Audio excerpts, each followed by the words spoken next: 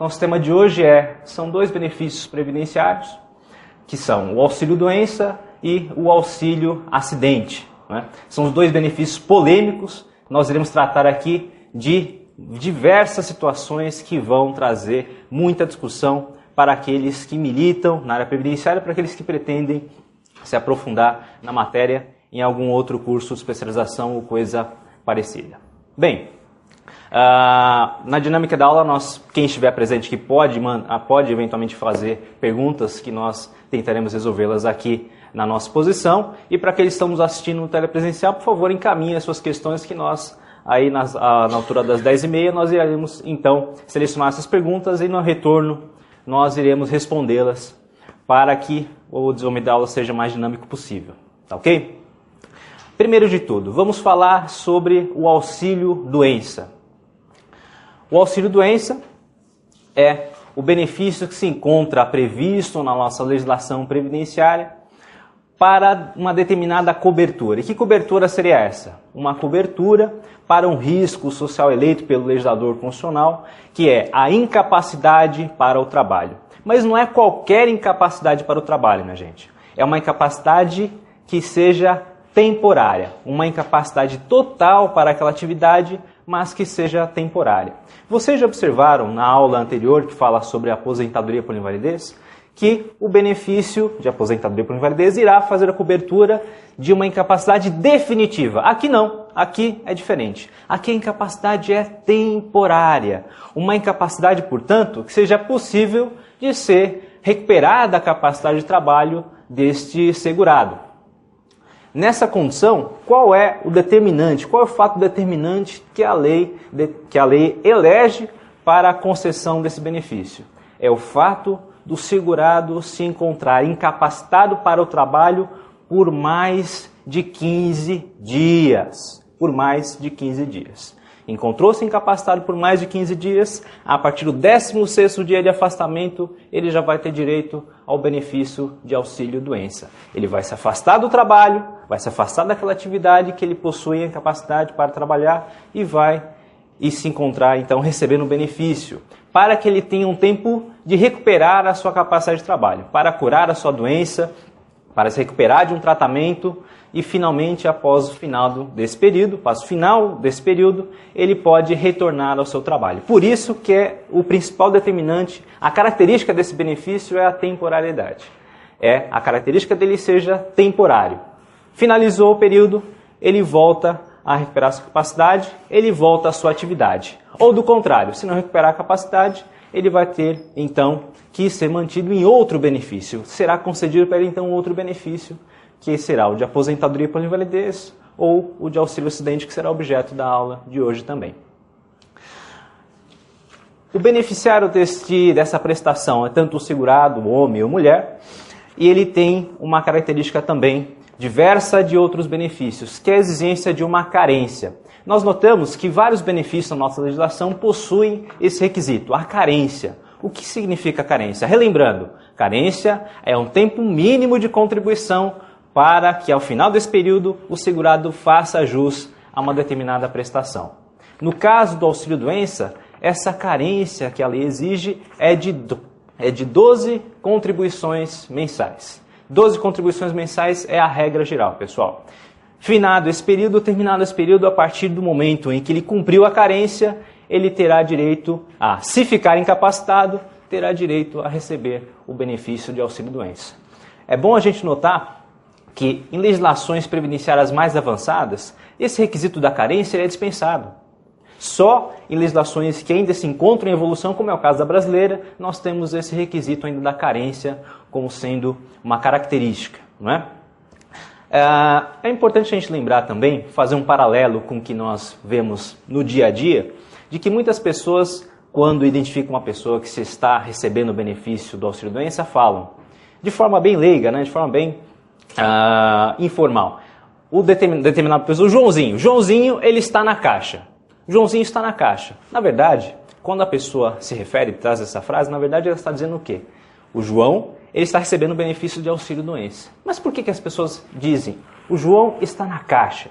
Porque antigamente nós tínhamos as famosas caixas de aposentadorias e pensões de determinadas categorias profissionais.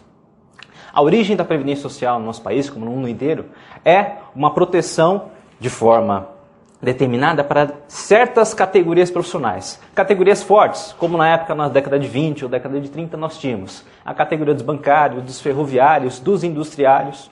E essas caixas de aposentadorias e pensões é que originaram depois os institutos de aposentadorias e pensões e finalmente foram unificados na criação do antigo INPS e hoje Instituto Nacional do Seguro Social.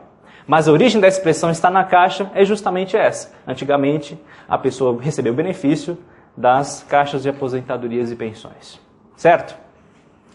É bom lembrar também que essa questão da carência, quando envolve incapacidade para o trabalho, para os benefícios de auxílio-doença, de aposentadoria por invalidez, ele tem uma regra específica, pessoal. Muita atenção em relação a essa regra que eu vou passar para vocês. Regra geral, 12 contribuições mensais. Finado esse período, se inicia então o direito para que o segurado faça jus ao auxílio-doença. Mas existem doenças, existem enfermidades que, se constatadas no segurado, vai fazer com que ele esteja isentado dessa obrigação de cumprir a carência.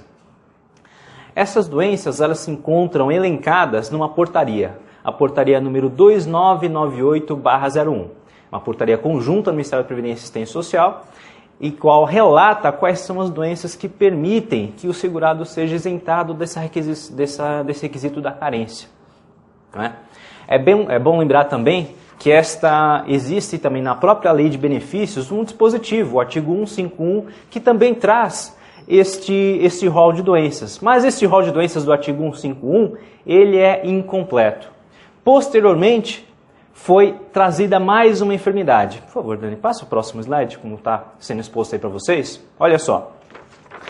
Quando foi trazida a Lei de Benefícios, Lei 1213/91, o artigo 151 trazia esse rol de doenças, com exceção desta última aqui, que é a hepatopatia grave. No rol original, essa doença não constava. Ela foi incluída, então, na portaria número 2998/01. E quais doenças são essas? São várias. São doenças crônicas, graves, que uma vez identificadas vão isentar o segurado da carência. Dentre as quais nós podemos citar tuberculose, hanseníase, alienação mental, cegueira, paralisia, doença de Parkinson, doença grave do coração, doença grave dos rins. Não é? São doenças que, por sua cronicidade, por sua gravidade, vão afastar o requisito da carência. Isto quer dizer o quê?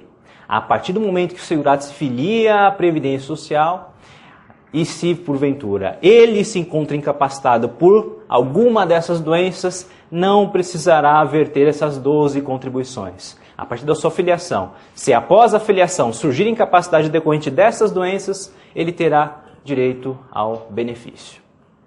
É muito importante lembrar desse rol. Por quê, meus caros? Por quê? Por uma razão muito simples. Porque os atendentes, os servidores do Instituto Nacional de Previdência Social, do Seguro Social, não estão acostumados a lidar com esse rol de doenças. Inclusive, os próprios médicos peritos, eles, em muitos casos, não vão ter o conhecimento deste rol de doenças. Caberá, então, ao advogado, caberá ao operador de direito, aquele que auxilia o segurado, a salientar, a chamar a atenção em relação a esse rol de doenças. Porque, do contrário, poderá existir o indeferimento na concessão do benefício por falta do cumprimento do requisito da carência. E qual será o início desse benefício, a data de início do benefício de auxílio-doença? Vamos lá. Para o segurado empregado, a regra geral, a partir do 16º dia de afastamento. 15 dias afastado. A partir do 16º dia de afastamento, ele começa a fazer jus ao benefício. Mas espera um pouquinho. E se a perícia ocorrer depois de 20 dias do seu afastamento, 25 dias do afastamento da atividade? Não importa.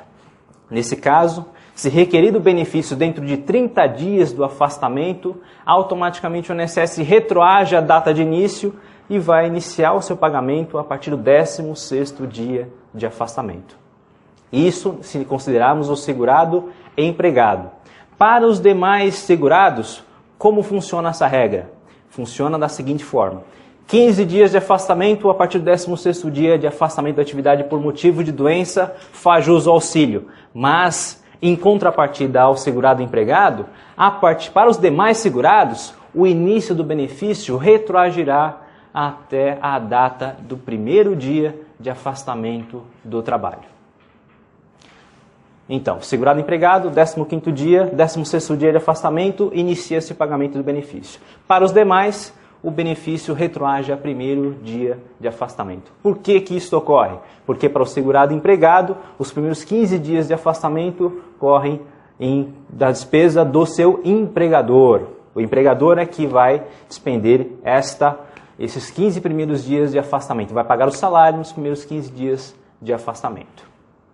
Lembrando que só existirá essa retroatividade do pagamento para a data de início do afastamento se o benefício for requerido dentro dos 30 dias de afastamento. Se porventura o segurado ultrapassar esse período, então será o início do benefício a data em que ele fez o requerimento para a Previdência Social. Ok? Vamos lá. Aqui nós vamos trazer algumas questões polêmicas que envolvem o benefício de auxílio-doença. Como, por exemplo, vamos imaginar que um determinado segurado exerça mais de uma atividade. É o caso das múltiplas atividades. Veja só, pessoal, vamos imaginar um segurado que é empregado, exerce atividade como administrador de uma determinada empresa durante o dia e à noite ele é professor universitário. O que vai acontecer nesse caso? Vamos imaginar que, por alguma razão, ele tenha que se afastar por uma das suas atividades. Ele foi diagnosticado com um calo vocal, uma doença nas cordas vocais que vai o impedir de exercer a sua atividade como professor. Mas será que essa atividade de administrador que ele exerce na parte da manhã irá ser prejudicada pela sua doença? Nesse caso concreto, vamos imaginar que não. Que essa doença apenas incapacitou para a atividade como professor, mas não incapacitou para a atividade como administrador. Como será então como será entendido pela Previdência a concessão desse benefício de auxílio-doença? A perícia médica irá identificar quais são as atividades exercidas pelo segurado. A primeira como administrador e a segunda como professor universitário. Nessas duas atividades, a perícia deverá identificar qual delas é que irá se exigir a incapacidade, que irá exigir o afastamento do trabalho. Daquela que existir o afastamento, será considerado então o afastamento e o cálculo e a concessão do benefício em função desta única atividade. Então, recordando, fazendo um breve resumo. Existindo mais de uma atividade, a perícia deve identificar o quê? Qual é a incapacidade e quais atividades que ela irá incapacitar. Se é apenas uma ou se eventualmente são as duas atividades. Primeiro caso, se for apenas uma dessas atividades, como é o caso do nosso exemplo, vai existir a concessão do benefício considerando apenas a atividade como professor.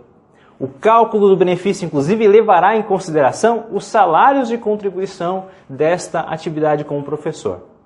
Possibilitando o quê? Que o segurado possa exercer a sua atividade, aquela que não está afetada pela enfermidade, pela doença, e possa receber o benefício em função da segunda atividade. Vamos imaginar uma outra condição. Vamos imaginar que, então, existe incapacidade para duas atividades, para todas as atividades que esse segurado se encontra exercendo. Aí, nesse caso, o INSS considerará o benefício, considerando os salários de contribuição das duas atividades, e obrigará o afastamento das duas atividades para a concessão do benefício. É importante lembrar o quê? Que o fato do segurado receber o benefício de auxílio-doença impede que ele retorne à sua atividade. Somente possibilitará o retorno à atividade quando ele recuperar a sua capacidade de trabalho. Aí sim ele poderá voltar a exercer a sua atividade. Do contrário, se ele voltar a exercer a atividade, o benefício será cancelado. Mas como é que o INSS irá descobrir que essa pessoa voltou a exercer a atividade? No caso do segurado empregado, é muito simples. Existe no sistema a concessão do benefício, no sistema informatizado da Previdência, que é denominado CNIS, Cadastro Nacional de Informações Sociais, onde consta a informação do vínculo que ele exerce. Quando existe a concessão do benefício, existirá então essa informação de que a partir de tal data, dia, mês e ano, existirá a concessão do auxílio-doença. E se porventura ele volta a exercer atividade, e se existir o pagamento de contribuição previdenciária, o sistema detecta. Claro, o sistema unificado vai detectar o pagamento de contribuição previdenciária. Se houve o pagamento de contribuição previdenciária, presume-se o quê? O exercício de alguma atividade. E aí o que o INSS faz? Ele convoca o segurado para se explicar a respeito dessa situação. Isso acontece tanto no auxílio-doença, como inclusive no caso de aposentadoria por invalidez. Não é? As perícias médicas são essenciais no caso da concessão do auxílio-doença. Qualquer benefício que considere a enfermidade, que considere a incapacidade para o trabalho, o servidor do INSS, aquele que faz o atendimento, não tem condição de identificar se existe ou não incapacidade para o trabalho. Razão pela qual é necessária, então, a presença de um médico perito para analisar a situação médica do segurado, a situação clínica, se existe ou não enfermidade e se ela causa ou não incapacidade para a sua atividade habitual. O fato é que essa perícia envolve muita polêmica, envolve muita discussão, inclusive em relação àquela famosa alta programada, que será algo que nós estudaremos aqui nos próximos momentos. Tá? Mas o que é importante frisar nessa primeira parte da aula é o seguinte: as perícias médicas, elas independem da idade do segurado, independem do tipo de doença, e independem também do tempo em que o segurado se encontra recebendo esse benefício. Olha que curioso. Nós podemos identificar hoje pessoas que estão recebendo o benefício de auxílio-doença por 3, 4 anos, 5, 6 anos. E mesmo assim elas são submetidas a perícias constantes. Isso quer dizer o quê? Se a perícia médica identifica que o caso é passível de recuperação, atenção, pessoal, se identificado que é passível de recuperação da sua capacidade de trabalho, deve-se conceder, então, o benefício de auxílio-doença, indefinidamente, até que a pessoa recupere a sua condição de trabalho. Agora, é bom lembrar que não existe um prazo para que a pessoa receba o benefício e logo após esse prazo ele tenha alta. Não, ou a conversão do benefício de aposentadoria. Muita gente pergunta se isso ocorre. Ah, mas espera um pouquinho, professor. Mas o segurado já está recebendo o benefício há 5 anos. Automaticamente já não deveria ser reconvertido em aposentadoria por invalidez? Não, isso não é real. Isso não existe na legislação. Tá? Evitem de fazer essa confusão. Tá? Não existe mais essa determinação, e creio que nunca existiu, de que o segurado, uma vez recebendo o benefício por 5 anos, automaticamente deveria ser convertido em benefício de aposentadoria por invalidez. Por quê, meus caros? Porque são benefícios de natureza distinta. Auxílio-doença, incapacidade temporária, suscetível de recuperação. Aposentadoria por invalidez é exatamente o contrário, quando a incapacidade é insuscetível de recuperação, já é definitiva. Não há mais possibilidade de recuperar ou reabilitar o segurado para exercer uma outra atividade. São benefícios completamente distintos. E é bom lembrar também que, por essa razão, o INSS se comporta de forma extremamente lesiva em relação aos segurados. Por quê? Porque ele concede o benefício de auxílio-doença em muitos casos em que deveria conceder aposentadoria por invalidez. Essa é uma situação muito comum, até porque o INSS não possui no setor de atendimento uma senha ou a possibilidade de ser requerido benefício de aposentadoria por invalidez. Mesmo que o segurado se encontre numa situação de completa e definitiva incapacidade para exercer a sua função habitual, mesmo assim, se ele for até o INSS para requerer o benefício de aposentadoria, ele não será concedido. Será primeiro otorgado o benefício de auxílio-doença, será processado como auxílio-doença e na perícia o médico, se identificar que é caso de aposentadoria, irá recomendar a junta médica composta por 3 outros médicos peritos que analisem a situação clínica do segurado. E se eles concluírem pela aposentadoria, aí sim será concedida. Mas o que nós vemos na prática é que em muitos casos a pessoa é mantida no benefício de auxílio-doença por longos e longos períodos, quando inclusive tinha direito a receber uma aposentadoria. ao invés de receber o benefício de auxílio-doença. E também uma outra questão polêmica. Vamos imaginar a seguinte situação. O segurado, por força da sua enfermidade, tem um problema vinculado à área médica da ortopedia. Automaticamente, imagina-se que um médico perito, um técnico que irá analisar a sua situação física, deveria ser uma pessoa habilitada naquela área. Não é. Essa regra também não existe quando nós lidamos com a área administrativa, quando nós lidamos com a perícia médica na agência do INSS. Não é assim que ocorre. Uma pessoa que tem um problema ortopédico, uma questão ortopédica, poderá ser analisada por um cardiologista.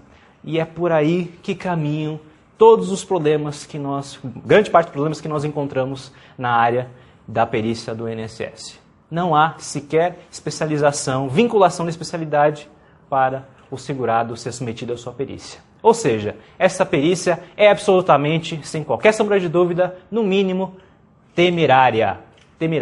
E vai demandar dos advogados, operadores do direito, discussão no campo de uma demanda judicial.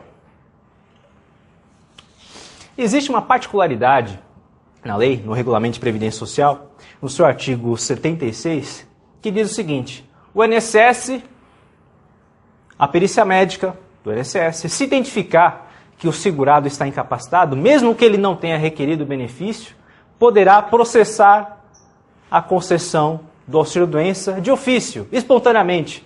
Pessoal, vamos cair na realidade. Pessoal que está assistindo a gente, olha, vocês já viram, chamo vocês aqui, quem quiser me trazer um exemplo desse, de alguma vez em que o INSS ou a perícia médica identificou que houve a concessão de benefício de ofício porque encontrou um segurado que se encontrava doente, incapacitado para trabalhar, que estivesse trabalhando. Isso, muito embora exista na legislação, é muito bonito, é belo, mas na realidade também não existe. Se eles não concedem para quem está requerendo benefício, quiçá vão requerer para aquele que se encontra eventualmente exercendo atividade ou se encontra por alguma razão incapacitado para o trabalho e não tem requerido benefício. Isso é pura falácia. Deveria ser assim. Seria ótimo que assim acontecesse, mas na realidade não é.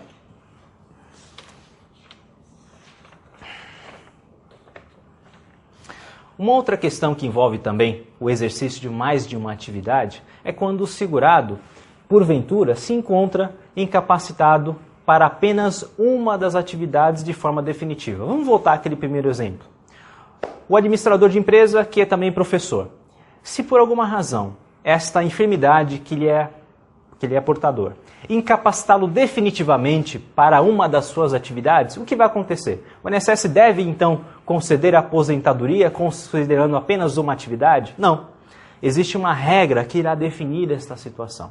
Exercendo mais de uma atividade, e se ele for incapacitado para uma dessas atividades, o INSS irá conceder o benefício de auxílio-doença indefinidamente, até que ele seja convertida por uma aposentadoria por invalidez, ou seja, lhe concedido outro benefício de aposentadoria por idade ou aposentadoria por tempo de contribuição ou especial, que seja impossível acumulação com uma prestação e outra. Mas é importante lembrar, se incapacitou para apenas umas atividades de forma definitiva, a concessão do benefício de auxílio-doença para apenas uma daquelas atividades.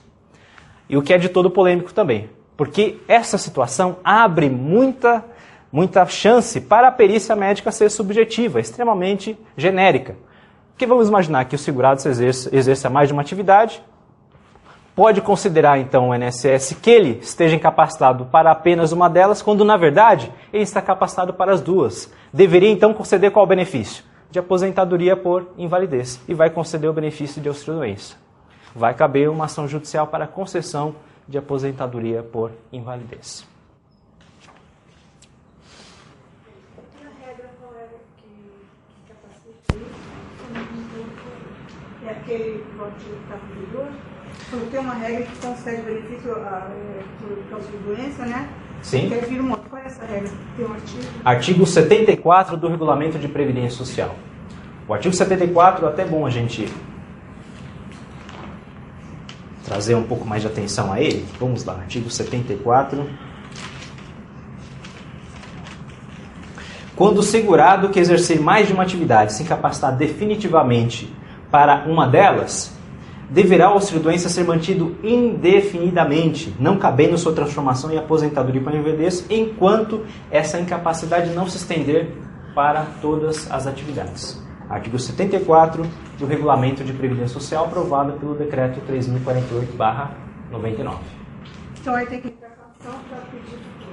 Nesse caso, se existe a concessão do auxílio-doença de forma indevida, quando na verdade seria aposentadoria, o que é cabível é uma ação de concessão de aposentadoria por invalidez. É isso mesmo.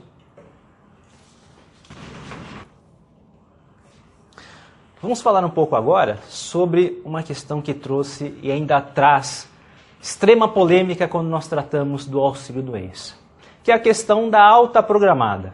Pessoal, a alta programada nada mais é do que um absurdo lógico, científico, médico, jurídico, que se inventou, que o governo pretendeu inventar e que, lamentavelmente, ainda se encontra vigente no sistema que trata do auxílio-doença, a legislação previdenciária. O que é a alta programada? A alta programada, ou como culturalmente, cientificamente se chamou pela legislação, é a cobertura previdenciária estimada, ou então também chamada de data certa, que a gente pode até fazer uma paródia, dizer até que é chamada de morte certa, porque, pessoal, é incrível o que se pretendeu fazer com segurados, o que se fez com segurados no nosso país. Vocês devem se recordar que, mais ou menos nos idos 2004, 2005, o governo começou a transparecer, a dar muitas notícias, a falar muito sobre as fraudes na concessão do auxílio-doença.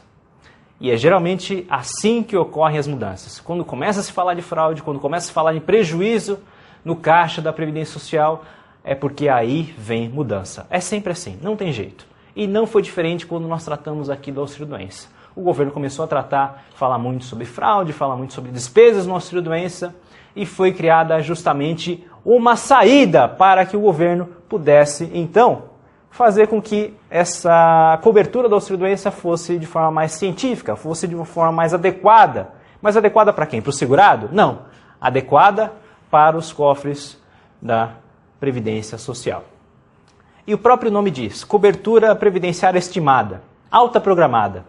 É o seguinte, como funciona essa alta programada? O segurado, no momento em que ele faz a perícia, submete-se à perícia, o médico perito irá identificar por quanto tempo ele deverá receber o benefício, de acordo com a modalidade, com a espécie da doença dele. De acordo com os tipos de doença, é estimado pelo próprio sistema computadorizado da Previdência, através de supostos estudos, que a partir de tal data, a partir de quanto tempo, 3, 4, 6 meses ou até 2 anos, essa pessoa terá a recuperação da sua saúde. E uma vez ultrapassado esse prazo, automaticamente o benefício já é cessado, independente de perícia. Olha o absurdo, pessoal. Independente de perícia, o benefício é cessado, uma vez que é seguido o prazo obedecido e dado pelo perito médico, orientado pelo sistema informatizado da Previdência Social. Isso foi criado, essa sistemática da alta programada foi criada em 2005 e regulamentada em 2006 no decreto, no Regulamento de Previdência Social, no artigo 78, parágrafo 1º. Olha só o que diz o nosso parágrafo 1º do artigo 78 do regulamento. O INSS poderá estabelecer, mediante avaliação médico-pericial, olha o absurdo, o prazo que entender. Até a redação é lamentável, até a redação é sofrível. O prazo que entender suficiente para a recuperação da capacidade para o trabalho do segurado, dispensada nessa hipótese a realização de perícia. Ou seja, o que acontece na realidade, no dia a dia, pessoal? O segurado, a partir da perícia, o médico vai avaliar por quanto tempo ele vai ter direito ao benefício. 3 meses? Vai estabelecer a data da sua alta já no deferimento do benefício. Vai se fazer um exercício mais ou menos de adivinhação, o médico vira então mãe de Iná, e ele vai então adivinhar por quanto tempo essa pessoa estará capacitada. Ele vai imaginar assim, pela sua doença, imagino que daqui a 3 meses você estará curado. E por essa mágica, daqui a 3 meses, então, entende o médico que funcionará. Não é? Daqui a 3 meses, então, ele estará curado. Milagre, ora, aleluia, não é? Na verdade, não é assim. Na verdade, o que o INSS faz é o contrário. Em 3 meses, meu caro, um abraço para você. Tchau, não quero mais te ver aqui. É chocante? É muito sério? É lamentável, no mínimo. E é o que acontece na nossa realidade. Fim do prazo, o segurado vai ter que se virar para ou requerer uma prorrogação do seu benefício, pedir uma reconsideração desse benefício também, ou do contrário, ele estará ainda doente e sem amparo, porque ele não pode voltar a trabalhar, porque a empresa não permitirá que ele exerça a sua atividade, porque ele está doente, e ele também não receberá o benefício da Previdência Social. Ou seja, estará em completa situação de desamparo. É por essa razão que um dos benefícios que tem mais trazido demandas judiciais, inclusive lá no Juizado Especial, é o benefício de auxílio-doença. Justamente após a sistemática implantada pelo governo da alta programada.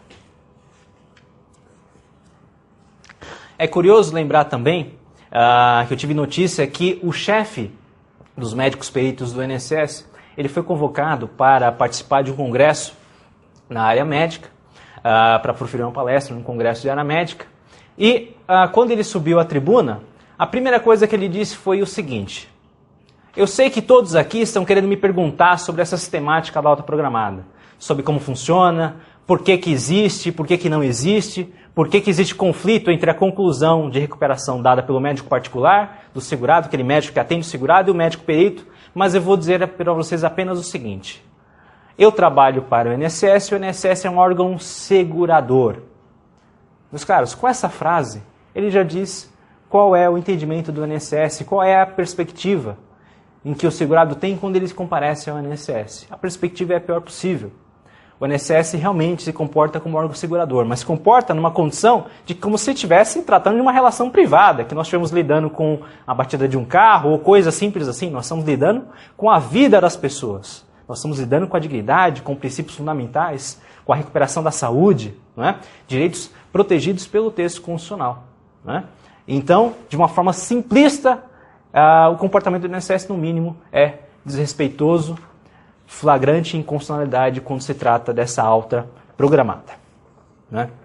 Agora, existem situações permitidas na legislação para que o segurado possa obter a prorrogação desse benefício. Nós temos, então, dois pedidos, atenção pessoal, duas espécies de pedidos que o segurado pode fazer se por acaso entender que ainda possui incapacidade para exercer a sua atividade habitual. Se ele não concorda com a alta médica, se ele ainda está doente e não concorda com a alta médica naquele dia que foi indicado pela perícia médica do INSS, ele tem duas saídas. Ele pode pedir a prorrogação do seu benefício, que é o famoso pedido de prorrogação, o nome técnico é justamente esse, pedido de prorrogação, nos 15 dias que antecedem a data da alta definida pela perícia médica do INSS. 15 dias antes, a partir desses 15 dias antes, ele pode, a partir de qualquer dia desses, até o dia da alta, fazer o pedido de prorrogação. Ou seja, ele mesmo vai ter que discar via Disque Previdência, vai ter que ligar para o Disque Previdência ou vai ter que, pela internet, fazer um pedido de prorrogação. E o que vai acontecer? Será feita designada uma nova data de perícia para que ele seja submetido para eventualmente identificar se deve ou não ser prorrogado o auxílio-doença. Vamos imaginar que ele perdeu esse prazo. Esses 15 dias ele perdeu. Ele não sabia que existia essa possibilidade de prorrogação nos 15 dias antes da alta. Ou por alguma razão ele perdeu esse prazo.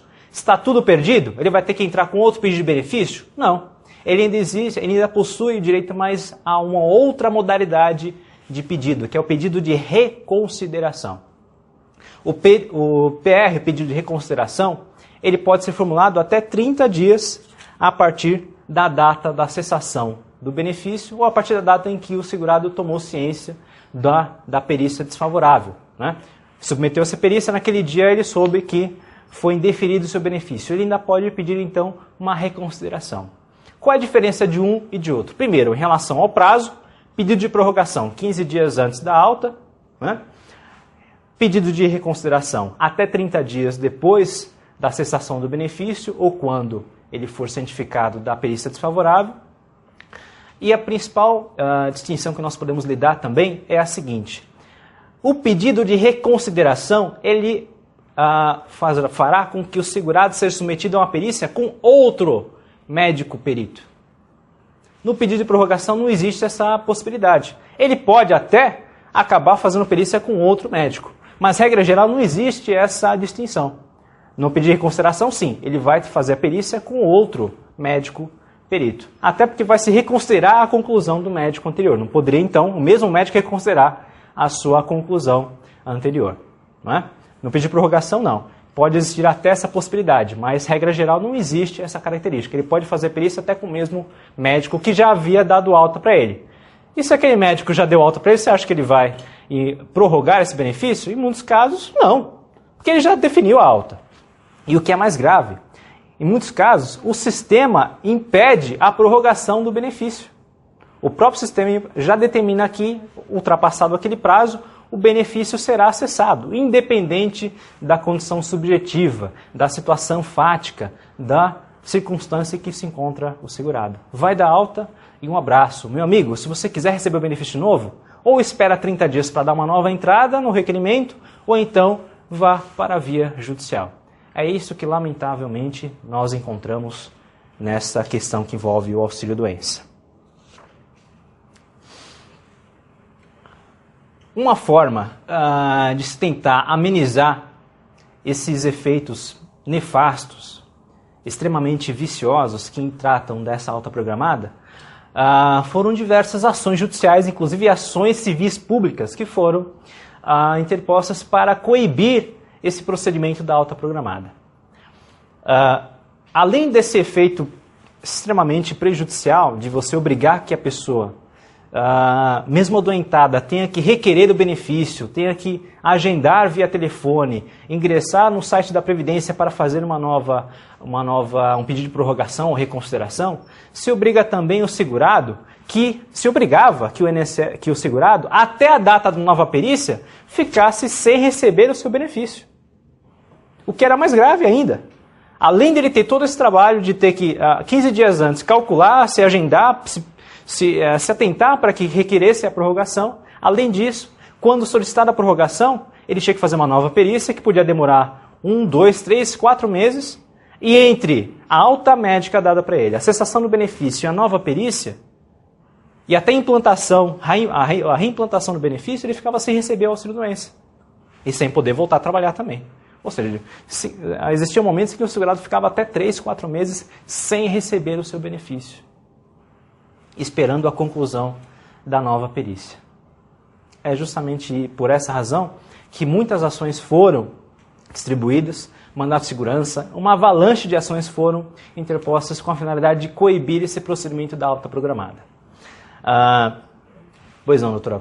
Pois não. No caso, quando fica esse ato de tempo que a pessoa não recebe, a empresa ela é obrigada a recolher, porque se deu alta, você tem que trabalhar. A empresa tem que recolher, empregado doméstico, por exemplo. O patrão fica como nisso? Qual o nome da senhora? Miriam. A doutora Miriam faz o seguinte questionamento. Vamos imaginar, pessoal, que nesse ato a pessoa não recebe benefício previdenciário, o segurado não recebe benefício e também ele não volta a exercer a sua atividade. Como fica esse período em relação ao empregador? Ele tem que recolher a contribuição previdenciária? Não. Qual é o fato gerador da contribuição previdenciária? É o pagamento de salário, né? É o pagamento de remuneração, o pagamento de salário de contribuição de forma mais técnica. Nesse período em que ele está aguardando a sua nova perícia, se ele não voltou a trabalhar, porque ele não voltou a trabalhar justamente porque ele está incapacitado, não existiu o fato gerador, que é o pagamento de salário. Se não existir o pagamento de salário, não pode ser então o pagamento de contribuição previdenciária. O que deve acontecer é o seguinte: quando retorna-se o benefício, quando é restabelecido o benefício, o INSS tem que pagar os retroativos. Ele paga os retroativos, só que até meados do ano passado, o pagamento desse período retroativo demandava uma série de discussões. O segurado tinha que fazer um requerimento expresso para pedir o pagamento, inclusive às vezes fazer até uma nova perícia para levar a documentação. Olha que coisa incrível, pessoal. O segurado tinha que nessa nova perícia levar os documentos relativos a esse período que ele ficou sem receber a prestação, para provar para o INSS que ele estava doente nesse período. Mas quem causou a cessação do benefício foi o INSS, não foi ele. Ele se encontrava doente. Ele vai ter que provar que nesse período, por incapacidade, administrativa do INSS de corrigir a legislação, de corrigir um procedimento incorreto da legislação, de forma a receber o seu benefício. Como forma de tentar evitar esse prejuízo, houve uma decisão, uma sentença proferida em uma ação civil pública, que se encontra em nosso material, proferida pela 14ª Vara Federal da Seção Judiciária da Bahia, em uma ação civil pública que tem, por força dessa sua decisão, abrangência nacional. Nessa ação se discutia-se a validade da alta programada e, inclusive, a validade também desse procedimento de deixar de se pagar o benefício entre a data da cessação e a data dessa nova perícia. E essa ação foi julgada procedente, em parte, para obrigar o INSS em todo o território nacional a manter o pagamento do benefício de auxílio-doença enquanto o segurado estiver aguardando essa nova perícia solicitada no pedido de prorrogação. Tá ok? Isso é de grande valia. Tanto é de grande valia que, para fazer valer essa decisão judicial, o INSS baixou uma resolução, a resolução número 97 de 2010, que justamente regulamenta essa situação. Deverá, então, fazer com que o benefício seja mantido até o final, até a nova perícia médica, solicitada no pedido de prorrogação. Tá ok? Vamos lá? Aqui eu trouxe para vocês também uma decisão, não é tão recente, mas é de 2008, que trata justamente sobre a alta programada. O que é que o judiciário entende a respeito dessa alta programada? Notadamente o TRF da terceira região, que nós estamos aqui afetados. Mas o entendimento que é proferido aqui, no TRF da terceira região, é um entendimento que também é repetido em outros tribunais regionais federais e se encontra vazado no seguinte sentido. Olha só. Eu trouxe apenas um excerto, mas o que é essencial para entender o que é que foi decidido pela desembargadora Marianina Galante em 2008. Não se justifica a alta programada regulamentada pelo decreto 5844 de 2006, já que o INSS deveria designar nova perícia em data anterior ao cancelamento do benefício de auxílio-doença. É simples, não é? Não tem muito segredo. Na data da alta, antes da data da alta, o INSS deveria já marcar uma data para perícia, para avaliar se a pessoa tem ou não direito a ser reintegrada ao trabalho, a voltar ao trabalho ou não, ou ser mantida no benefício. É algo muito simples. Mas hoje, há necessidade de você ingressar com um mandado de segurança para obter uma prestação jurisdicional que obriga o INSS a submetê-lo a uma perícia antes da data da sua alta. É incrível, mas hoje ainda se vigora esse sistema. Para que o segurado possa ter a prorrogação do benefício, ele deve fazer um pedido mediante o Disque Previdência ou pelo site da Previdência Social. Aguardava-se que o STJ, pelo Tribunal de Justiça, tivesse a missão de coibir esse procedimento, mas não. O STJ entendeu que esse procedimento previsto no nosso Regulamento de Previdência Social é correto, que eu posso obrigar o segurado a submeter-se à característica, à condição de ter que requerer uma perícia antes da data da sua alta, o que é de todo reprovável. O benefício de auxílio-doença, portanto, o que é importante a gente lembrar, é que ele possui uma natureza temporária, provisória. Ele não é um benefício que tem característica definitiva.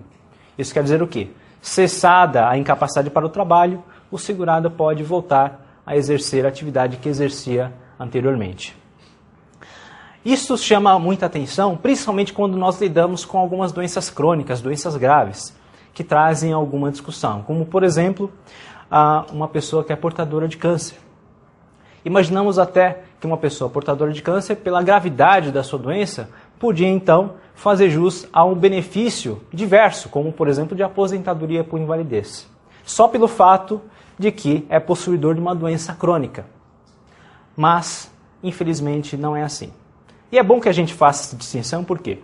Porque nós temos que ser técnicos, nós temos que lidar não só com a legislação, mas com a realidade do dia a dia. O fato da pessoa ser portadora de uma doença grave automaticamente não quer dizer que ela é detentora do direito a uma aposentadoria por invalidez. Se a chance da pessoa recuperar a sua condição de trabalho, deve então ser concedido o benefício de auxílio-doença, que tem caráter temporário, independente do prazo em que levar para essa pessoa se recuperar. Por isso que nós citamos no começo da aula. Nós podemos identificar pessoas recebendo benefício por 2, 3, 4 ou 5 anos, ou até mais. Se for verificado que essa pessoa tem condições de retornar à sua atividade, então deve ser concedido o benefício de auxílio-doença. E, eventualmente, durante a recuperação dele, se identificar que não é possível então ele voltar a exercer a sua atividade, aí sim, durante essas perícias, o segurado pode então solicitar a conversão para uma aposentadoria por invalidez. O que deveria, na verdade, ser feito de própria vontade do perito, identificar que a pessoa não tem capacidade, mais possibilidade de retorno da sua capacidade, não tem mais chance de recuperação, conceder então a aposentadoria por invalidez. Certo? Uma outra questão que envolve e traz polêmica também é o fato da pessoa ser portadora de um vírus, do vírus do HIV. Né? Nós imaginamos então que a pessoa, uma vez sendo portadora do vírus HIV, automaticamente poderia fazer jus ou ao auxílio-doença ou à aposentadoria por invalidez. Mas, na verdade, nós temos que analisar qual condição? A incapacidade para o trabalho. Meus caros, muito embora o HIV, ou quando transformada na sua síndrome, que é a AIDS, seja uma situação grave, é possível que a pessoa, ainda seja portadora do vírus, seja permitido que exerça sua atividade, não tenha qualquer reflexo na sua capacidade de trabalho. O que tem que se analisar é isso. Quando nós trazemos um exemplo tão grave quanto esse, é justamente onde nós conseguimos limitar a área de incidência do auxílio-doença, é justamente no caso de uma doença grave como essa. A pessoa, mesmo sendo portadora de uma doença grave, é possível que ela exerça sua atividade, porque pode ser que não tenha qualquer reflexo no exercício da sua função laborativa.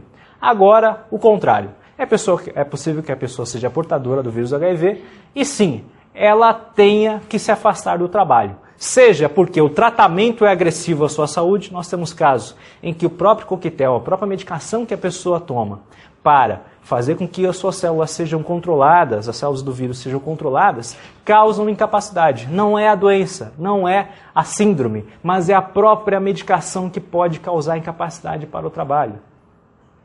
Né? Ou até, no caso dessa doença, no caso de doenças oportunísticas, que surgem em função do agravamento da doença. Essas sim podem causar incapacidade. Surgiu incapacidade, deve existir então um afastamento do trabalho. Se for definitivo, a aposentadoria. Se for temporário, a concessão do benefício de auxílio-doença. Uma outra questão polêmica que também nos traz, que é bom a gente trazer no dia de hoje, é a questão de doenças pré-existentes. Enfermidades que são pré-existentes. São doenças que já se encontram na constituição física do segurado antes da sua filiação à Previdência Social, antes que ele se vincule à Previdência Social. Uma vez identificado que essa pessoa é portadora de uma doença pré-existente, mas ele se filia ao órgão previdenciário, inicia o pagamento de contribuições, se inscreve e inicia o pagamento de contribuições previdenciárias, deve-se identificar, então, se houve o agravamento ou a progressão da doença, para aí sim a legislação autoriza a concessão do benefício de auxílio-doença ou eventualmente de aposentadoria por invalidez. Isto quer dizer o quê?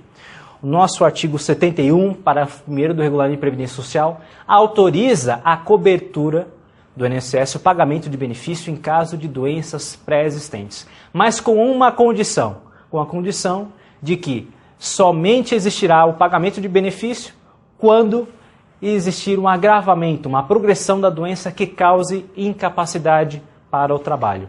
Vamos identificar, por exemplo, uma pessoa que antes de se inscrever à Previdência Social, já era portadora de uma hipertensão. Hipertensão é uma doença que é uma condição pré-existente, que ele já possuía antes de se filiar à Previdência Social, mas depois da filiação, a progressão da doença causou uma incapacidade para o trabalho. Vamos imaginar que, por decorrência dessa hipertensão, a pessoa pode sofrer um AVC, um acidente vascular cerebral, ou então alguma coisa tão grave quanto essa que cause incapacidade para o trabalho. A perícia médica, muito embora possa identificar que se tratasse se estivesse vinculado com uma condição pré-existente, mas quando ele se filiou à Previdência Social, essa doença não causava incapacidade. Só causou incapacidade quando ela progrediu, quando ela evoluiu para um caso mais grave. Nessa condição, a legislação permite. Eu chamo muito a atenção de vocês para essa condição. Por quê? Também a perícia médica do INSS não se atenta a essa excludente do regulamento de Previdência Social. O que ela faz? A perícia médica, em muitos casos, se identifica que se trata de doença pré-existente, irá indeferir o benefício, justamente sem analisar se trata-se de uma progressão da doença afeita que ocorreu após a sua filiação. E vai caber também discussão no âmbito judicial.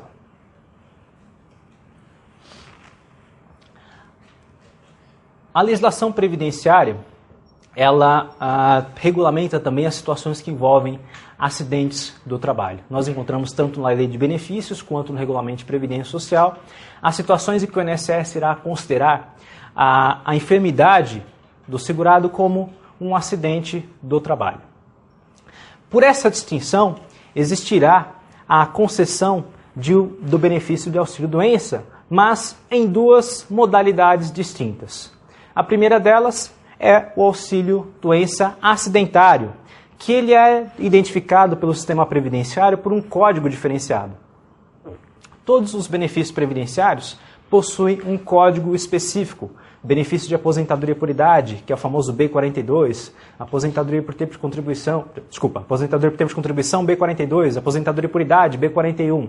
Nesses benefícios de auxílio-doença, existirá também a distinção de auxílio-doença acidentário para auxílio-doença previdenciário. O código do auxílio-doença acidentário será o B91 e o do previdenciário, que é auxílio-doença decorrente de uma doença comum, uma doença que não envolve acidente de trabalho, será o denominado B31.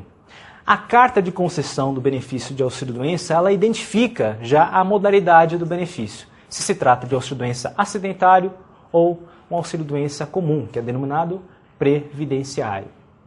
Vocês podem identificar facilmente pela própria carta de concessão do benefício. Regra geral, se existirá a concessão de um benefício acidentário ou comum, dependendo da avaliação médico-pericial do INSS. Primeiro, o que o INSS fará? Identificará se existe o preenchimento e a emissão da CAT, que é a comunicação de acidente do trabalho.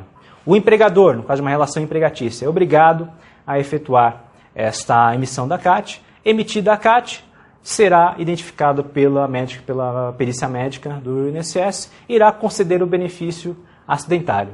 Mas não é tão automático assim. Em muitos casos é possível identificar que o INSS, mesmo com a emissão da CAT, pode ser que a perícia médica identifique que não se trate de um benefício de origem de acidente de trabalho, acidentária, e poderá então conceder o benefício de natureza comum. Isto ocorre porque essa vinculação da doença com o trabalho depende também da avaliação médico-pericial. A CAT, que é o documento que vai identificar se existe ou não acidente de trabalho, ela pode ser emitida tanto contra o empregador quanto pelo próprio empregado, pelo próprio segurado, seja empregado ou seja outra modalidade de contribuinte, né? E pode inclusive ser emitida pelo sindicato, pela Delegacia Regional do Trabalho, por outros órgãos que não só o próprio segurado. Por essa razão, que mesmo que não emitido pelo próprio empregador, o segurado deve percorrer outras vias, ou ele próprio emitir a CAT, ou procurar o sindicato, ou inclusive órgãos ministeriais para a emissão desse documento. Esse documento é de fundamental importância, porque muito embora o médico não esteja vinculado à sua conclusão, é bem provável que ele irá considerá-la na hora da concessão do benefício, porque ele traz diferenciações e reflexos no contrato de trabalho para aquele segurado empregado. Existirão reflexos que a concessão de um benefício acidentário trará para o contrato de trabalho deste segurado. É bom lembrar também que mesmo que não seja emitida a CAT, o próprio médico perito ele poderá identificar se existirá um nexo técnico epidemiológico, que é o famoso NTEP. NTEP nada mais é do que a vinculação da atividade que exerce esse segurado com a doença, com a espécie da doença que ele se encontra. O INSS, por ter interesse em identificar as doenças que são originadas com o trabalho, e pelo fato de que a maioria das empresas, infelizmente, podemos não dizer a maioria das empresas, mas grande parte das empresas ainda se recusarem a emitir a CAT, quando identificados acidentes de trabalho, criou uma sistemática para automaticamente o sistema identificar se existe ou não vinculação dessa atividade com o trabalho e conceder um benefício de natureza acidentária. E justamente essa é a figura do nexo técnico epidemiológico, que se encontra regulamentada pelo artigo 21A da Lei 8.213/91. E o que se encontra, o que se caracteriza esse nexo técnico epidemiológico? Isso funciona da seguinte forma, pessoal. O INSS, o legislador identificou uma série de doenças e, por estudos científicos, identificou que é comum que em determinadas atividades essas doenças ocorram. E ele automaticamente vincula a atividade com o tipo de doença. Se o segurado, mesmo que não tenha sido emitida a CAT, comparece até o órgão previdenciário para fazer a sua perícia, está incapacitado, requer o benefício dessa doença, submete-se à perícia, e o próprio médico perito, ao identificar a doença, o sistema identifica como vinculado ao seu trabalho, existirá a concessão de um benefício de natureza acidentária, mesmo que não tenha sido emitida a CAT pelo empregador ou pelas pessoas que a lei substitui nessa condição. E por que existe essa necessidade de se identificar o nexo técnico epidemiológico, a vinculação da doença com o trabalho? Porque existirão reflexos no campo do direito do trabalho, no próprio contrato de trabalho, com reflexos também no âmbito civil, na reparação civil deste segurado. Ora, se por acaso se identificar que houve, por motivo dessa doença, responsabilidade do empregador para o surgimento dela, existirá responsabilidade na reparação. Da mesma forma que, uma vez identificado o acidente do trabalho, existirá um reflexo no contrato de trabalho que será da seguinte forma. O contrato de trabalho se encontrará suspenso de qualquer forma, seja no auxílio doença comum ou auxílio doença acidentário, o contrato de trabalho se encontra suspenso, certo? Mas no benefício acidentário, existirá a obrigação do empregador continuar depositando o fundo de garantia por tempo de serviço. Por quê? Porque esse afastamento por motivo de doença, segundo o que se entende pela legislação, foi causado por uma doença ou por uma enfermidade causada pelo trabalho. Se existe isso, esse afastamento deverá ser reparado com o tempo de serviço, ou seja, o empregador fica obrigado a depositar o fundo de garantia durante o período de afastamento por um benefício acidentário. E outro reflexo também que existe no contrato é a aquisição de uma estabilidade no emprego, uma garantia de emprego por 12 meses a partir da alta médica, que é aquela que nós encontramos no artigo 118 da Lei de Benefícios. A partir da alta médica, conferida pelo INSS, o segurado volta ao trabalho, mas possui estabilidade por 12 meses. Fim dos 12 meses, eventualmente ele poderá ser demitido. Vamos lá, próximo. Também, pessoal, o período de afastamento do trabalho, enquanto o segurado se encontra recebendo benefício de auxílio-doença, é computado para fins de tempo de contribuição. Não se esqueçam disso. O período de afastamento por motivo de auxílio-doença é computado como tempo de contribuição. Se não fosse dessa forma, esse período que o segurado se encontra recebendo auxílio-doença seria, então, descontado. Ele teria, então, prejuízo na contagem do seu tempo de contribuição para uma futura aposentadoria. Então, para evitar esse prejuízo, o legislador, no artigo 60, inciso 3 do regulamento, identificou expressamente que no período em que o segurado se encontra recebendo o benefício de auxílio-doença será computado como tempo de contribuição. Artigo 60 do Regulamento de Previdência Social, olha lá.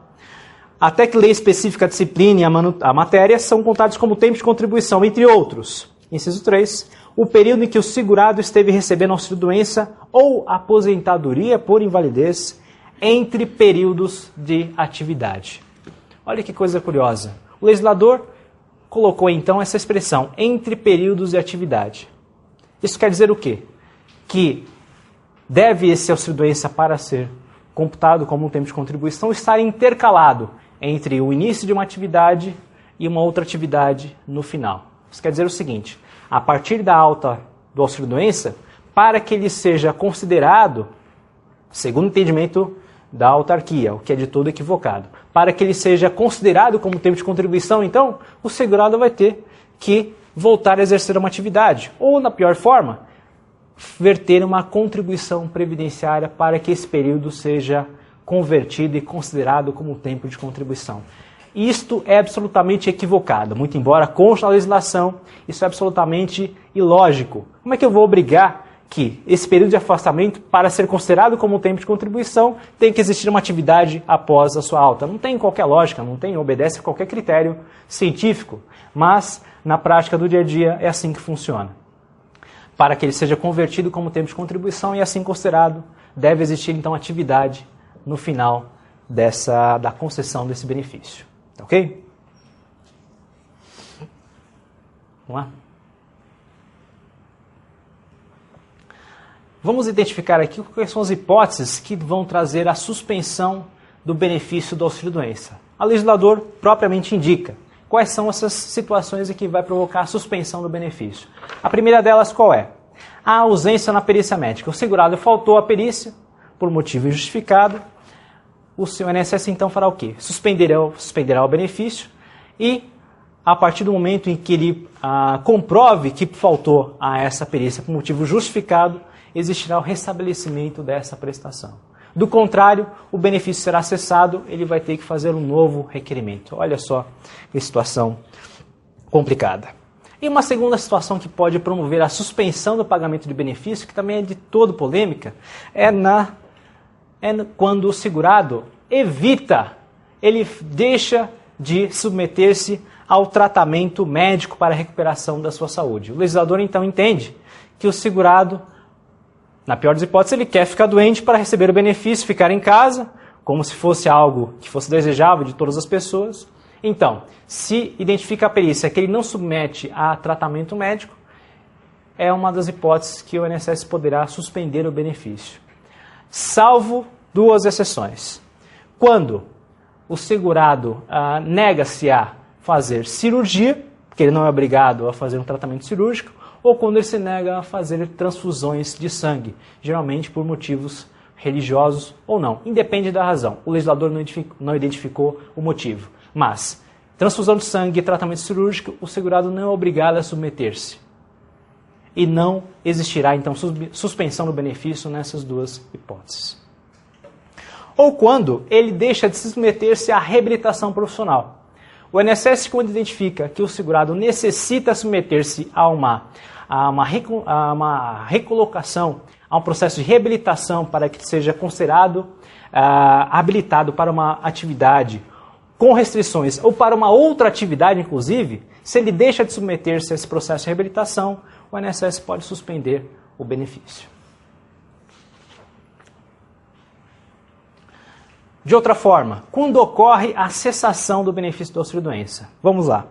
No caso de alta médica, quando a perícia identifica que o segurado recuperou a sua capacidade de trabalho.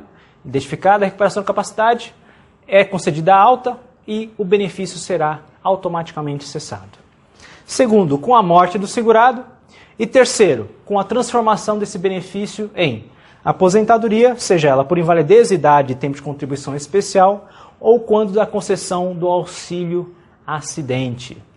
São benefícios inacumuláveis, portanto, na concessão do auxílio acidente, se vinculado àquela doença, àquela enfermidade que ele já se encontrava afastado, ele vai, com a concessão do auxílio acidente, provocar a cessação do benefício de auxílio-doença.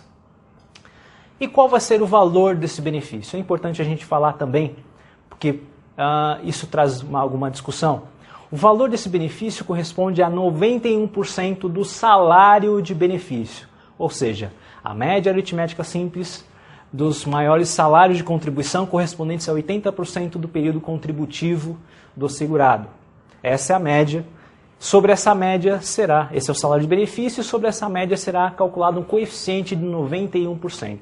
Esse coeficiente é o coeficiente relativo ao auxílio-doença. O resultado dessa multiplicação, então, será a renda mensal inicial do auxílio-doença.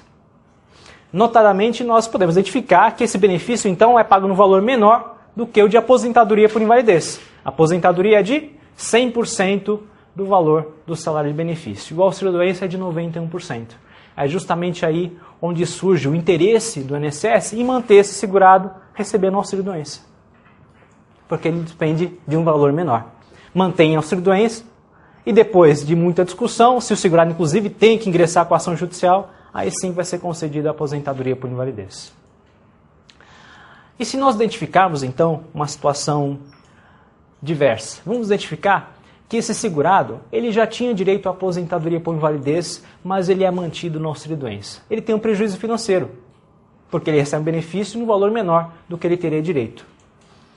Vamos imaginar então que esse segurado, só depois de 5 ou 6 anos, ele recebe a sua aposentadoria por invalidez. O INSS vai lá, depois de muita resistência, e outorga a aposentadoria. Mas se eu conseguir identificar que esse segurado já possuía a incapacidade total lá no início da concessão do auxílio-doença, cabe uma ação judicial para cobrar essa diferença.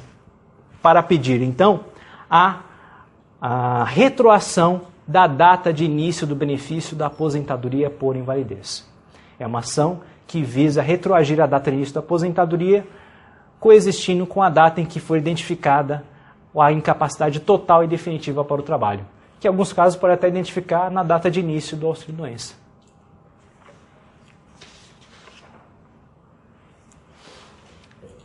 Existe também uma situação que envolve o cálculo do auxílio-doença, na verdade, quando ele é convertido em aposentadoria por invalidez, que pode dar passo a uma tese de revisão. Essa tese, na verdade, é vinculada à aposentadoria por invalidez, mas como ela traz o cálculo do auxílio-doença como componente, eu quis trazer para vocês no dia de hoje. Qual é a situação que nós identificamos aqui? O INSS, quando ele concede a aposentadoria por invalidez, pessoal, muita atenção nisso daí. Ao invés de fazer o cálculo de acordo com a lei de benefícios, ele faz o cálculo de acordo com o regulamento de previdência social. Né? Isso, em muitos casos, vai trazer prejuízo ao segurado. Qual é o procedimento do INSS hoje? Ao conceder o benefício de aposentadoria, ele simplesmente aumenta 9% no valor do benefício. Para recuperar, então, o coeficiente de 91%, ele recupera o salário de benefício e aumenta-se e multiplica por 100%.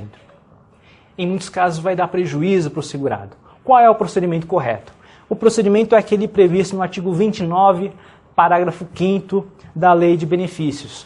Eu devo considerar o salário de benefício do auxílio-doença como salário de contribuição em todos os meses em que ele ficou afastado. Devo aplicar a correção monetária e devo fazer um novo cálculo do salário de benefício quando eu for conceder a aposentadoria por invalidez. Vamos lá, vamos recuperar.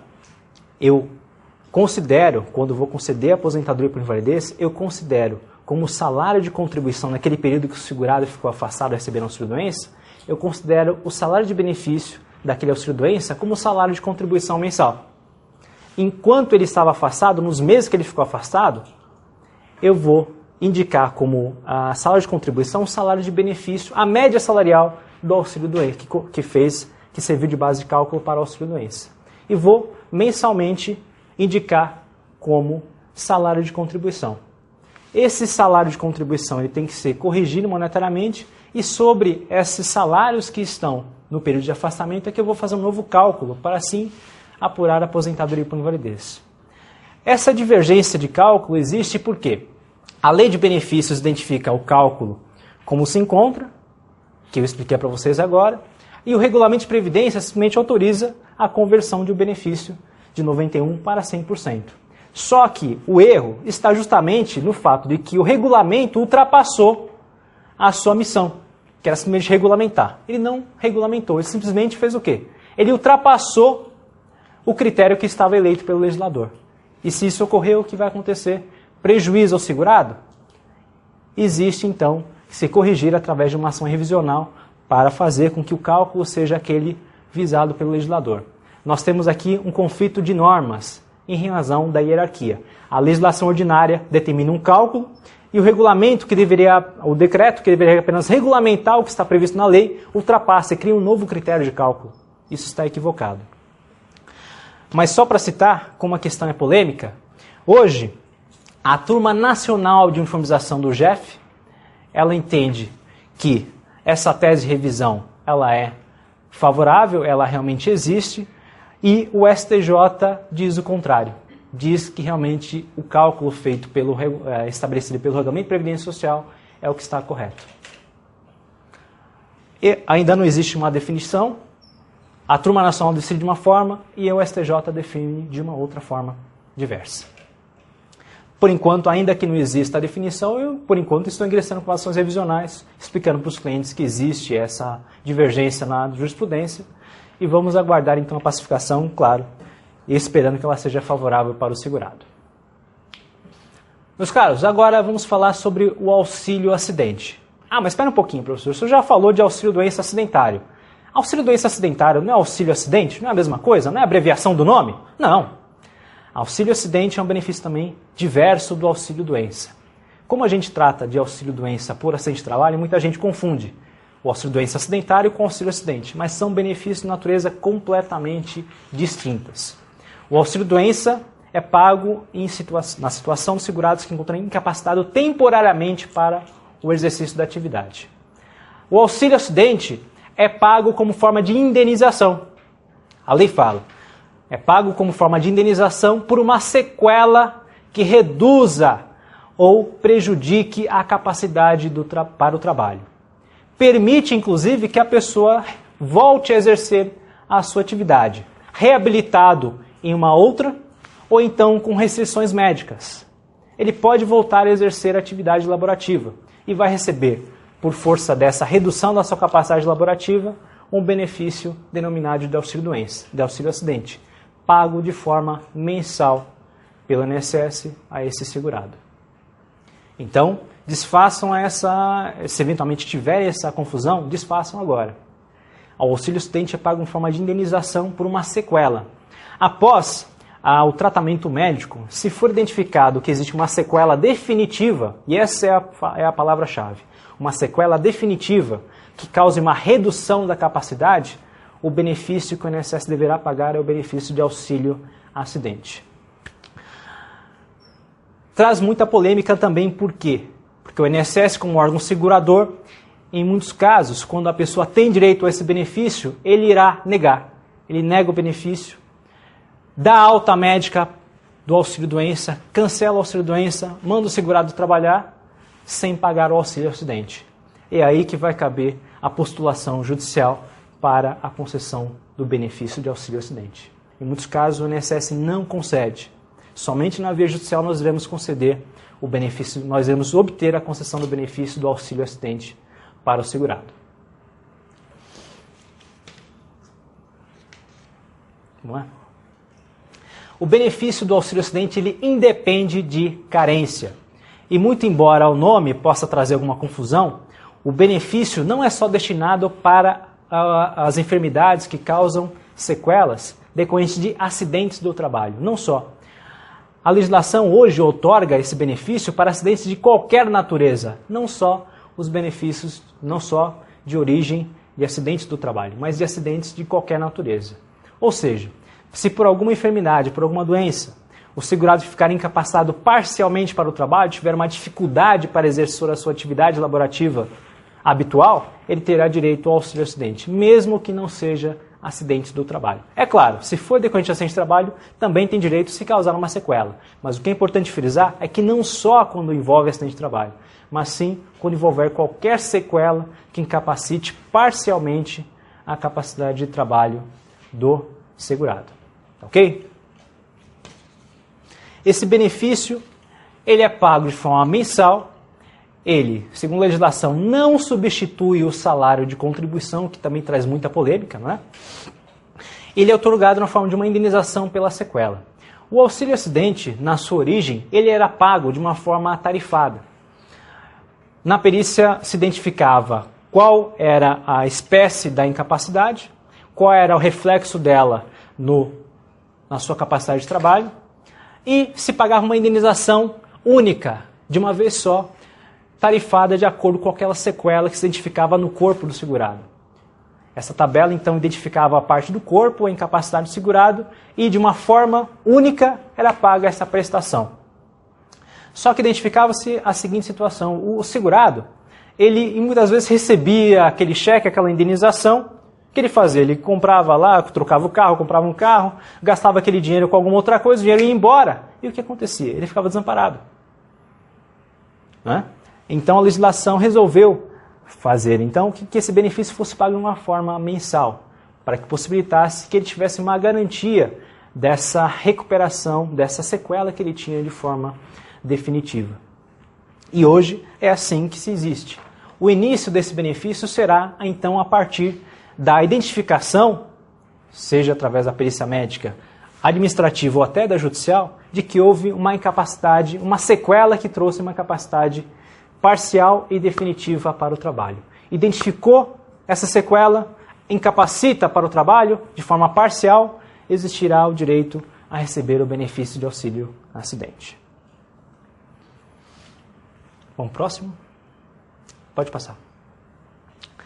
O Regulamento de Previdência Social traz um anexo, o anexo 3, que regulamenta algumas das hipóteses, algumas, pessoal, e é bom lembrar, algumas das hipóteses que irão fazer com que a perícia médica outorgue o benefício de auxílio a acidente. Né? É bom lembrar que esse anexo 3 não é um rol exaustivo, ou seja, é um rol meramente exemplificativo. Existem outras situações físicas, clínicas, que podem possibilitar a concessão do auxílio acidente, que deve o quê? Deve preservar unicamente o fato de existir uma sequela que cause um prejuízo à capacidade de trabalho desse segurado. Causou prejuízo parcial, existirá a concessão do auxílio acidente, ainda que não seja nas hipóteses previstas aqui no anexo 3 do regulamento. Mas é bom conhecer esse anexo 3, porque existem situações que são taxativas. Se por acaso o seu cliente, o segurado, se encontrar naquela situação, é bom que vocês tenham esse conhecimento. Por exemplo, a perda da acuidade visual, perda da visão, em alguns graus que são identificados pelo próprio anexo 3 do regulamento, automaticamente a lei já identifica como uma causa geradora do auxílio acidente. Então fica mais fácil para aprovar pela perícia médica do INSS ou até no campo judicial que existirá direito ao auxílio acidente. Mas é importante frisar que não se trata de um rol exaustivo. Como já disse a vocês, não há necessidade de que essa sequela seja originada de um acidente do trabalho. Pode ser vinculada a uma enfermidade ou um acidente de qualquer natureza. O que é importante é que exista uma sequela que cause uma redução, cause um prejuízo para o exercício de uma atividade. É necessário que o segurado seja submetido a uma reabilitação profissional para que exista o pagamento desse auxílio acidente? Não. Não há necessidade de passar por uma reabilitação profissional. Na grande parte dos casos, a reabilitação serve como um chamariz, chama a nossa atenção quando o segurado submete-se a uma reabilitação profissional. Porque se ele é submetido à reabilitação, é porque ele não consegue mais exercer a atividade habitual que antes ele exercia. Se ele tem uma dificuldade, ele vai ser reabilitado, é um grande identificativo de que ele possui uma sequela incapacitante. Mas, atentos senhores, fiquem atentos de que não há necessidade de se passar por reabilitação profissional. Até porque nós sabemos que nas grandes capitais, a reabilitação profissional é algo que traz muita dificuldade. Em muitas cidades, a reabilitação profissional praticamente não existe. Né? Então, se obrigar o segurado a passar por reabilitação para que ele faça jus ao benefício, é algo que seria muito traumático. E não há essa condição prevista na legislação. Por isso, fiquem atentos a essa condição. O artigo 124, inciso 5 do nosso plano de benefícios da Previdência Social impede a acumulação do benefício de auxílio acidente com qualquer outra prestação continuada paga pelo órgão previdenciário. Por isso, é vedada a sua acumulação com outras prestações, inclusive com um próprio auxílio acidente. Não é possível que o segurado receba mais de um auxílio acidente. É o que nós identificamos no artigo 124, inciso 5, da nossa Lei 8.213/91. E uma outra questão também que pode trazer alguma dúvida. O segurado, para que ele possa pleitear auxílio acidente, há necessidade que ele tenha pleiteado antes ou tenha recebido antes o auxílio doença? Também não, pessoal. São situações distintas. É possível que, num determinado acidente, já seja identificado que a pessoa já tenha uma incapacidade, de forma parcial e definitiva, a partir daquela própria data do acidente. A partir do que, então, fará jus ao benefício de auxílio acidente. Não é necessário que ele receba o benefício de auxílio doença antes. Mas é possível que se identifique isso na realidade do dia a dia. Por quê? Uma pessoa, quando sofre de alguma doença, alguma enfermidade, ou até de um próprio de um próprio acidente, precisa de um tempo de recuperação. Esse tempo de recuperação, que envolve às vezes um tratamento médico, uma cirurgia, fará com que ele tenha que se afastar do trabalho. Se ele se afasta do trabalho, o benefício devido é o de auxílio doença. Terminou o tratamento, mas ficou uma sequela. Ele pode voltar à atividade, se essa sequela for parcial, volta à sua atividade com restrições médicas ou reabilitado em uma outra função, e ele terá direito ao benefício de auxílio acidente. Só quando existir sequela que incapacite parcialmente o trabalhador. Se não existir sequela, ou se essa sequela não for aquela que dificulte o exercício da sua atividade laborativa, ele não terá direito ao auxílio acidente.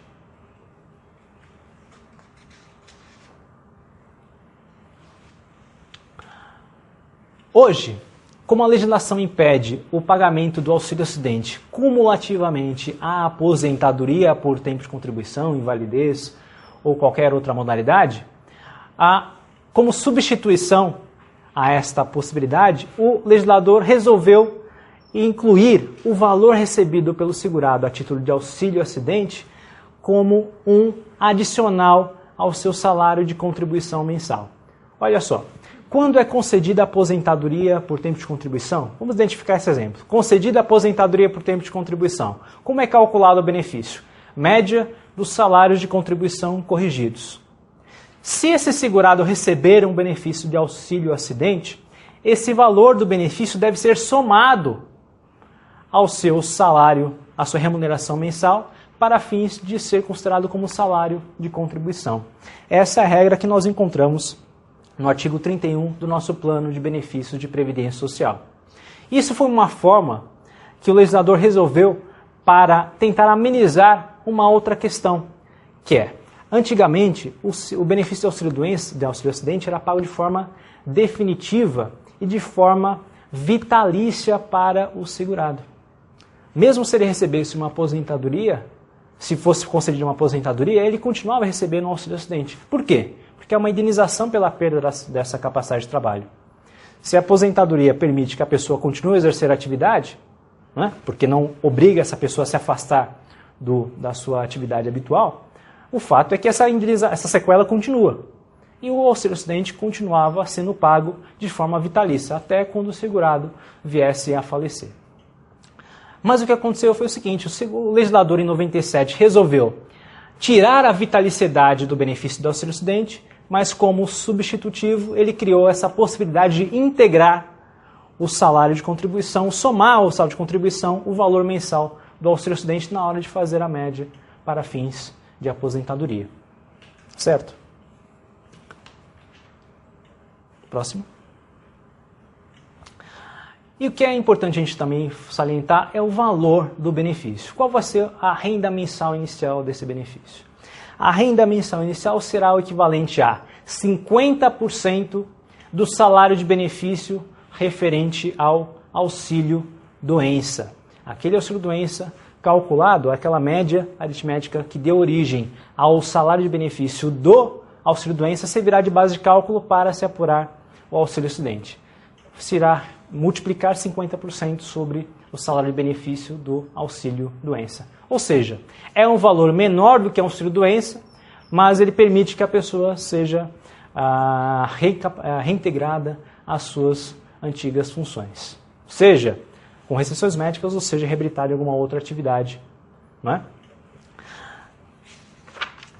Vamos lá?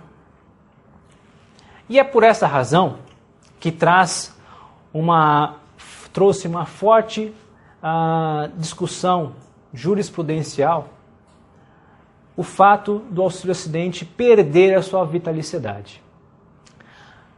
O auxílio-acidente perdeu em 1997, através da medida provisória 1596 de 1997, convertida na Lei 9528, perdeu seu caráter vitalício, ou seja, no momento em que é concedida qualquer aposentadoria, o benefício de auxílio-acidente é cessado.